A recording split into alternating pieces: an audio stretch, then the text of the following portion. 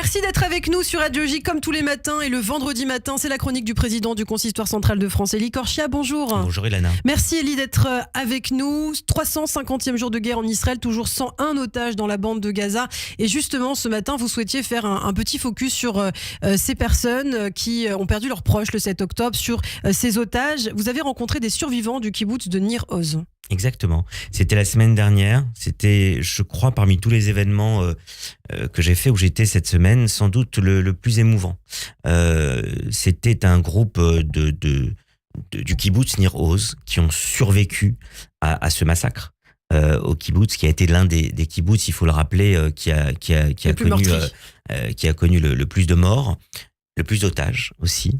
49 morts au sein du kibboutz, des centaines beaucoup de blessés.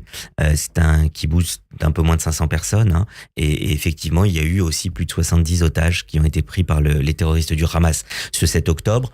Et là, c'est la première fois qu'ils voyageaient en Europe depuis évidemment près d'un an. Et l'association des amis de Nir Oz, avec son président Franck Benamou, que je veux saluer ce matin à cette antenne, et les membres aussi de son comité, ont décidé de les faire venir. Donc ils étaient 19 et ces jeunes hommes, ces jeunes femmes sont venus pour quelques jours où ils ont pu s'extraire de la réalité qu'ils vivent depuis le 7 octobre en Israël. Faire des visites comme le château de Versailles qu'ils ont visité le matin. Ils avaient encore des étoiles dans les yeux après avoir cette magnifique visite du château de Versailles. Ils ont passé un repas du vendredi soir aussi qu'ils ont beaucoup apprécié à la grande synagogue de la Victoire où ils ont été reçus par mon ami le rabbin Moshe Sebag. Et là, c'était la soirée de clôture sur une péniche à Paris. Un moment vraiment très très émouvant, très beau, où ils ont pu faire la fête. Ils ont dansé. Ariel Weizmann était aux manettes pour leur redonner la joie, qu'ils puissent danser, qu'ils puissent écouter de la musique. On passe une soirée avec eux.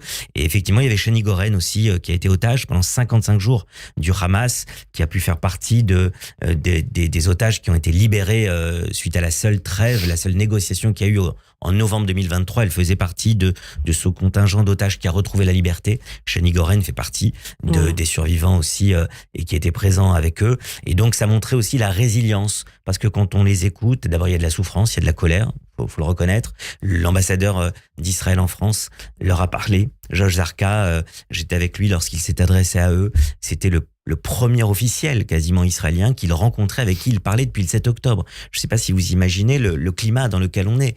Et Georges Zarka les a écoutés, il leur a répondu, il leur a parlé vraiment avec aussi vraiment une force, une émotion très particulière. Donc voilà, je voulais revenir sur ce moment.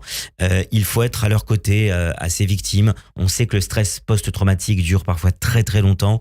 Et là, près d'un an plus tard, on s'est rendu compte à quel point ce stress et cette angoisse est toujours présente. Mais en même temps, on est à leur côté. Et c'est important de toujours privilégier la vie et la continuité de la vie. C'était le sens de cette soirée. Absolument. Et justement, alors ce vendredi, vous nous apportez un livre à propos, un livre justement sur ces personnes qui ont sacrifié leur vie finalement pour sauver d'autres vies le 7 octobre. Exactement, ça vient de sortir. C'est un roman graphique passionnant chez Delcourt. 12 auteurs et dessinateurs israéliens. Ces dessinateurs israéliens sont très connus, comme Michel Kishka, le plus connu, on va dire, francophone en Israël, comme auteur depuis près de 40 ans. Mais ils ont été réunis par Uri Fink, qui est un dessinateur israélien, qui les a réunis. Et ce qui est intéressant, Ilana, c'est que ce livre, le premier roman graphique, qui s'appelle Au cœur du 7 octobre, des témoignages, et qui raconte, comme vous l'avez dit, des personnages très iconiques depuis le 7 octobre, comme Youssef, le conducteur de taxi bédouin, oui, qui a sauvé 30 vies dans son van Mercedes, qui est allé sur place pour ramener des jeunes qui étaient au Festival Nova, qui dans son véhicule a mis 30 jeunes et qui les a sauvés. Une histoire incroyable. C'est aujourd'hui un héros en Israël. Mais lui aussi, eh bien, il a comme ça, on le voit, un stress post-traumatique encore aujourd'hui, un an après, très fort.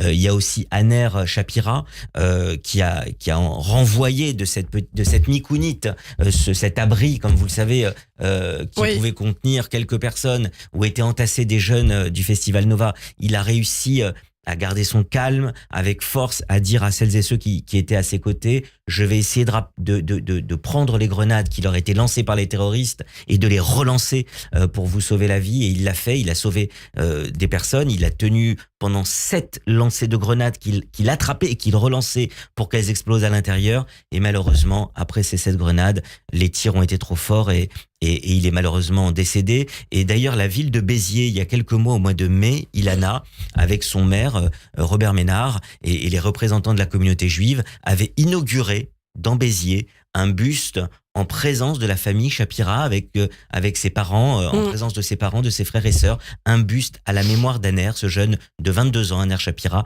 qui a, par son courage extraordinaire, permis de sauver quelques personnes. Les terroristes étaient quand même rentrés ensuite dans cet abri et avaient tué quasiment tout le monde, mais 7 personnes avaient réussi à vivre et à survivre à ce massacre. Et donc, ce sont des témoignages comme cela de personnes. Et Rachel, bien sûr, Très avec poignant. ses cookies, qui réussit À repousser les terroristes. à repousser, ou en tout cas à attendre avec son mari dans sa maison, et qui finalement réussit finalement à avoir la vie sauve. Ce sont des histoires du quotidien, des témoignages bouleversants qu'il faut lire à travers ce roman graphique. Merci beaucoup, Élie Korchia, président du Consistoire central de France. Je vous dis à la semaine prochaine. Shabbat Shalom.